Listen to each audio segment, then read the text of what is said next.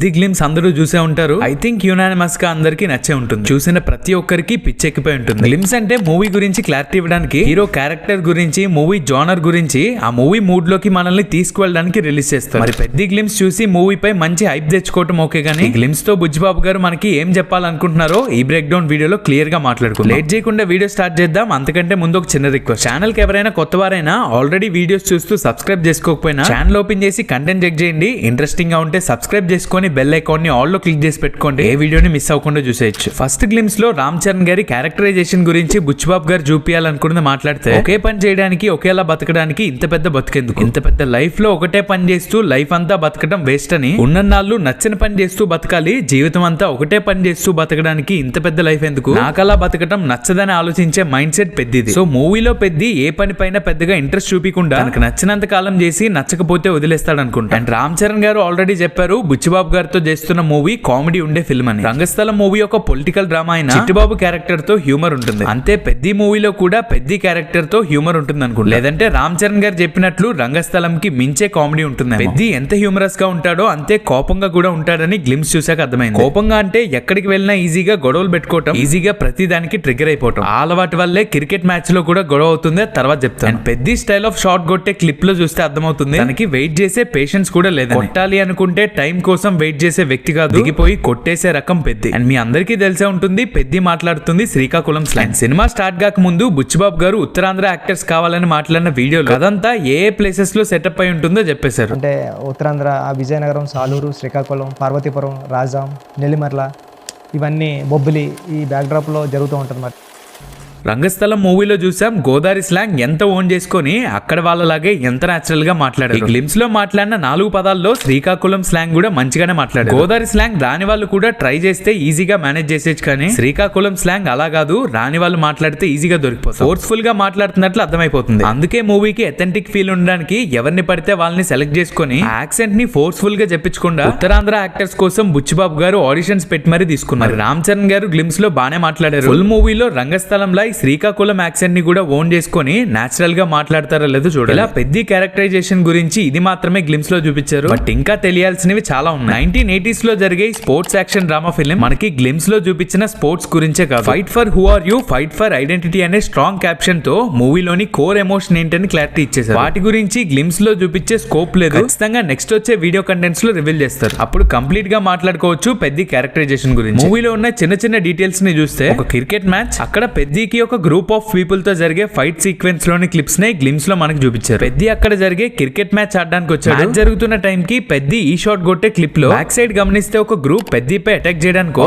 దేనికోసమో పెద్ద వైపు పరిగెత్తుకుంటూ వస్తున్నారు. గొడవ అక్కడ స్టార్ట్ అయ్యి పెద్ద రన్ చేస్తూ బస్తా దించుకొని 2 చేతులకి కట్టుకున్న ఈ షాట్, ఆ తర్వాత ట్రాక్టర్ పై జంప్ చేసిన ఈ షాట్, ఇవన్నీ మ్యాచ్ తర్వాత ఫైట్ సీక్వెన్స్ లో వచ్చే షాట్. అండ్ తర్వాత నైట్ జరిగే మ్యాచ్ ని కూడా చూపించారు. స్టార్టింగ్ మ్యాచ్ లా సరదాగా జరిగే మ్యాచ్ కాదు, ఈ మ్యాచ్ ఒక సీరియస్ సిచ్యువేషన్ లో జరుగుతున్నట్లుంది. రామ్ చరణ్ గారి ఎక్స్ప్రెషన్ చూడొచ్చు. అండ్ బ్యాక్ సైడ్ ఒక పొలిటీషియన్ కట్అవుట్ ని చూడొచ్చు. మరి అది ఎవరిదో మూవీలో చూడాలి. ఇక్కడ కొంతమంది ఆరెంజ్ ఫ్లాగ్స్ పట్టుకొని ఉన్నారు. ఆ ఫ్లాగ్స్ పైన విజయనగరం అని ఉంటుంది. విజయనగరంలో జరిగే స్టోరీ అయి పెద్ద, బట్ పెద్ద ఆడే ప్రతి మ్యాచ్ లో ఈ ఆరెంజ్ ఫ్లాగ్స్ పట్టుకొని ఉన్నారు. మరి అది వాళ్ళ టీమ్ ఫ్లాగ్ గా ఏదైనా పార్టీదా అనేది చూడాలి. అండ్ ఈ షాట్ లో బ్యాక్ సైడ్ ఒక అతను కోచ్ లాగా కనిపిస్తున్నాడు. పెద్ద కంప్లీట్ గా క్రికెట్ స్పోర్ట్స్ లోకి దిగక ముందు జరిగే మ్యాచ్ అనుకుంటుంది, బికాస్ పెద్దకి కోచ్ గా బిగ్ స్టారే చేస్తున్నారని రూమర్స్ ఉన్నాయి కదా. అండ్ బ్యాట్ పైన వైట్ లెటర్స్ తో ఏదో రాసుంది, నాకైతే ఆ లెటర్స్ అర్థం కాలేదు. మరి అక్కడ ఏం రాస్తుందో మూవీలో చూడాలి. ఇవి గ్లిమ్స్ లో ఉన్న చిన్న చిన్న డీటెయిల్స్, కనిపించిన చిన్న చిన్న డీటెయిల్స్ మాట్లాడుకోవటమే బెటర్. రిలీజ్ చేసింది 1 minute గ్లిమ్స్ మాత్రమే కాబట్టి ఇంకా చాలా ఉంటే అప్పుడు క్లియర్ గా మాట్లాడుకుందాం. ఇక గ్లిమ్స్ లోని పాజిటివ్ నెగటివ్స్ గురించి మాట్లాడుకుంటే, పాజిటివ్స్ ముందు రామ్ చరణ్ గారితోనే మొదలు పెట్టాలి. గ్లిమ్స్ లో ఆయన స్క్రీన్ ప్రెసెన్స్ ఒక రేంజ్ లో ఉంది. గేమ్ చేంజర్ మూవీ అంత పెద్ద ఫ్లాప్ అయినా ట్రూ మూవీ లవర్ సినిమాని ఎన్ని మాటలన్నా రామ్ చరణ్ గారిని ఒక్క మాట కూడా అనలేదు, బికాస్ ఆయన వరకు ఆయన బెస్ట్ ఎఫర్ట్స్ పెట్టారు ఆ మూవీకి. మెయిన్ గా అప్పన్న రోల్ కి ఆయన ఇచ్చిన పర్ఫార్మెన్స్, అలాంటి స్టోరీకి జనాల్ని ఆయన పర్ఫార్మెన్స్ తో కొంచెమైనా సాటిస్ఫై చేశారు. ఇక 4 ఏళ్లు కష్టపడి బుచ్చిబాబు గారి స్క్రిప్ట్ ని రెడీ చేశారు. పెద్ద క్యారెక్టర్ కాస్ట్యూమ్ నుంచి తన లుక్స్, హెయిర్ స్టైల్ వరకు, పెద్ద వేసుకున్న స్లిప్పర్స్ నుంచి తన పెట్టుకున్న ముక్కుపోగు వరకు బుచ్చిబాబు గారు చాలా కేర్ఫుల్ గా చూపించారు. చూస్తుంటేనే అర్థమవుతుంది బుచ్చిబాబు గారు ఈ క్యారెక్టర్ డీటెయిలింగ్ పై ఎంత ఎఫర్ట్స్ పెట్టారు. మరి ఇంత డెడికేషన్ తో తీస్తున్న బుచ్చిబాబు గారి ఫిల్మ్ కి ఆయన పర్ఫార్మెన్స్ ఏ లెవెల్లో ఉంటుందో మీ ఇమాజినేషన్ కే వదిలేస్తున్నాను. గ్లిమ్స్ లో ఉన్న ఈ ఒక్క చిన్న వర్డ్ ఒకసారి వినండి. ఈ ఒక్క వర్డ్ చాలు రామ్ చరణ్ గారు ఈ శ్రీకాకుళం యాక్సెంట్ ని కూడా ఎంత ఓన్ చేసుకున్నారో చెప్పడానికి. డామ్ షూర్ గా ఎక్కడ స్లాంగ్ ఆర్టిఫిషియల్ గా అనిపిదు. రంగస్థలంలో నిజంగానే గోదారోల్లా ఎలా మాట్లాడారో ఈ మూవీలో కూడా యాక్సెంట్ పర్ఫెక్ట్ గానే ఉంటుందని గ్లిమ్స్ తో నమ్మకం వచ్చింది. చిరుత మూవీ యమహో యమ్మ సాంగ్ లో రామ్ చరణ్ గారు వేసిన కొన్ని డాన్స్ మూవ్స్ చూసి ఆయన బాడీయే కాదు ఆయన హెయిర్ కూడా డాన్స్ చేస్తుందని ఫ్యాన్స్ అంతా చెప్పుకుంటారు. ఆ మూవ్స్ కూడా అలానే ఉంటాయి. ఈ గ్లిమ్స్ లో ఉన్న ఒకటి కాదు రెండు కాదు చాలా షార్ట్స్ లో రామ్ చరణ్ గారి హెయిర్ కూడా పర్ఫార్మ్ చేసినట్టు ఉంటుంది. డామ్ షూర్ ఇంత స్కోప్ ఉన్న ఈ పెద్ద క్యారెక్టర్ తో రామ్ చరణ్ గారు ఇచ్చే పర్ఫార్మెన్స్ కొన్నేళ్లు గుర్తుండిపోతుంది. ఏఆర్ రెహమాన్ గారి మ్యూజిక్ కూడా బానే అనిపించింది. ఎస్పెషల్లీ ఈ షాట్ నుంచి గ్లిమ్స్ కి ఆయన మెయిన్ డ్యూటీ స్టార్ట్ చేశారు. నాకు తెలిసి 2016 సాహసన్ శ్వాసగా సాగిపో మూవీ తర్వాత నుంచి ఏఆర్ రెహమాన్ గారు ఏ డైరెక్ట్ తెలుగు ఫిల్మ్ కి మ్యూజిక్ ఇవ్వలేదు. తమిళ హిందీ డైరెక్ట్ ఫిల్మ్స్ తో ఏఆర్ రెహమాన్ గారికి ఎన్ని బ్లాక్ బస్టర్ ఆల్బమ్స్ ఉన్నా మన వాళ్ళంతా ఆల్బమ్స్ ని డబ్బింగ్ ఫిల్మ్స్ తోనే చూడగలిగారు. తెలుగులో ఏం మాయ చేసేవో తప్ప ఆయన కంపోజ్ చేసిన ఏ తెలుగు ఫిల్మ్ ఆల్బమ్ అంతగా వర్కౌట్ అవ్వలేదు. మరి పెద్ద ఫిల్మ్ తో తెలుగు ఆడియన్స్ కి కూడా అన్ని ఇండస్ట్రీస్ లాగే గ్రేట్ ఆల్బమ్స్ ఇస్తారేమో చూడాలి. గ్లిమ్స్ వరకు అయితే రెహమాన్ గారు మంచి డ్యూటీయే చేశారు. డిఓపి రత్నవేల్ గారి విజువల్స్ కూడా చాలా బాగున్నాయి. అండ్ గ్లిమ్స్ లో మెయిన్ పాజిటివ్ విషయం release date. Next year Ram Charan గారి బర్త్డే 27th March కే రిలీజ్ చేస్తున్నారు. Game changer Dallas pre release event లో రామ్ చరణ్ గారు చెప్పారు కదా, బుచ్చిబాబు గారు చాలా లైట్ బాడీ, చాలా ఫాస్ట్ గా పరిగెత్తారు. మరి అనుకున్న డేట్ కే వస్తారని కాన్ఫిడెంట్ గా ఉంది. నార్మల్ పోస్ట్ పోన్స్ లా కాదు, బర్త్డే కి సినిమా రిలీజ్ అనౌన్స్ చేసి పోస్ట్ పోన్ అయితే మాత్రం ఫ్యాన్స్ అంతా చాలా డిసప్పాయింట్ అయిపోయింది. నెగిటివ్స్ గురించి మాట్లాడితే ఇవి పెద్ద నెగిటివ్స్ కూడా కాదు. గ్లిమ్స్ లో డిసప్పాయింట్ చేసినవి కూడా మాట్లాడాలి కాబట్టి చెప్తున్నా. గ్లిమ్స్ 1 minute ఉంది కాబట్టి ఆ 1 minute ఆడియన్స్ కి చాలా కొత్తగా ఉండేలా చూసుకుంటే సినిమాపై స్టార్టింగ్ మంచి ఇంప్రెషన్ వస్తుంది. కానీ గాలిగా ఉన్న హీరో క్రికెట్ మ్యాచ్ ఆడటం, బ్యాట్ కి చుట్టుకున్న గవ్వలు, ఇలాంటి హీరో ఇలాంటి క్రికెట్ మ్యాచ్ ఉండే వేరే మూవీకి వర్క్ చేసిన ప్రొడక్షన్ డిజైనరే ఈ మూవీకి కూడా వర్క్ చేయడం వల్ల ఈ మ్యాచ్ వరకు చూపించిన లొకేషన్ చూసిన కొంతమందికైనా దసరా వైబ్ వచ్చే ఉంటుంది. దసరాకి ఈ ఫిలిం కి సంబంధమే లేదు.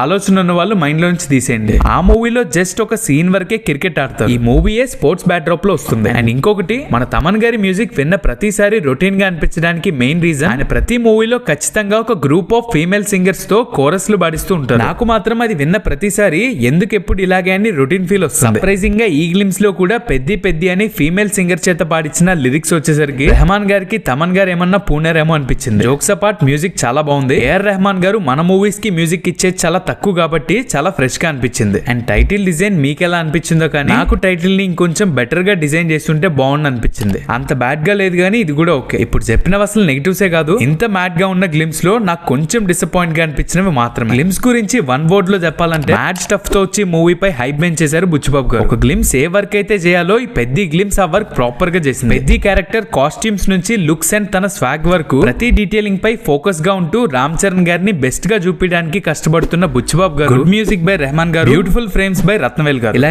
ఎవరు చేయాల్సిన డ్యూటీని వాళ్ళు ప్రాపర్ గా చేశారు. ఈ గ్లిమ్స్ తో మ్యాడ్ స్టఫ్ ఇచ్చారు. అండ్ మెయిన్ విషయం చెప్పడం మర్చిపోయాను, మూవీలో క్రికెట్ ఒకటే కాదు ఇంకో 2 స్పోర్ట్స్ కూడా ఉన్నాయంట. ఫస్ట్ విన్నప్పుడు ఒక్క మూవీలో 3 స్పోర్ట్స్ ఏంటి, ఏం తేడా కొట్టదు కదా అని డౌట్ వచ్చింది. కానీ గ్లిమ్స్ స్టార్టింగ్ పెద్ద చెప్పిన డైలాగ్ తో కొంచెం ప్రశాంతంగా అనిపించింది. ఒకటే పని చేయడానికి మన పెద్దకి అలవాట్లేదు కాబట్టి అలాగే ప్రొఫెషన్స్ లో కూడా జంప్ కొడుతూ ఉంటాడు. ఇంకో 2 స్పోర్ట్స్ ఉన్నాయని బయట ఉన్న న్యూస్ కి డైలాగ్ సింక్ అయింది. నా థియరీ ప్రకారం తన ఆడే 3 స్పోర్ట్స్ పై ప్యాషన్ తో కాదు, మనీ కోసం ఎవరెక్కువ మనీ ఇస్తే ఆ స్పోర్ట్స్ ఆడతాడేమో. అలా ఫైనల్ గా తను చేస్తుంది తప్పని రియలైజ్ అయ్యి ఒక స్పోర్ట్ పై స్టిక్ అయిపోయి ఆ స్పోర్ట్ పై ప్యాషన్ తో ఆడతాడేమో. ఆ 3 స్పోర్ట్స్ తో క్రికెట్ తో పాటు కబడ్డీ కూడా ఉందంట. ప్రస్తుతానికి 3 స్పోర్ట్స్ గురించి వదిలేస్తే గ్లిమ్స్ తో క్రికెట్ తో ఒక క్రేజీ షాట్ కొట్టి ఆడియన్స్ అందరినీ మూవీ వైపు చూసేలా చేశారు బుచ్చిబాబు. మూవీతో రామ్ చరణ్ గారికి బుచ్చిబాబు గారు ఇంకొక బెస్ట్ ఫిల్మ్ ని డెలివర్ చేయడానికి రెడీ అయిపోయారు. అంతా అనుకున్నట్లే ఎక్స్పెక్టేషన్స్ కి రీచ్ అయ్యేలా మూవీ ఉండాలని కోరుకుందాం. మరి పెద్ద గ్లిమ్స్ మీకు ఎలా అనిపించిందో కామెంట్ లో షేర్ చేసుకోండి. బ్రేక్ డౌన్ వీడియో నచ్చితే మర్చిపోకుండా వీడియోకి లైక్ చేయండి. That's the video guys. మరో ఇంట్రెస్టింగ్ వీడియోతో మళ్ళీ కలుద్దాం.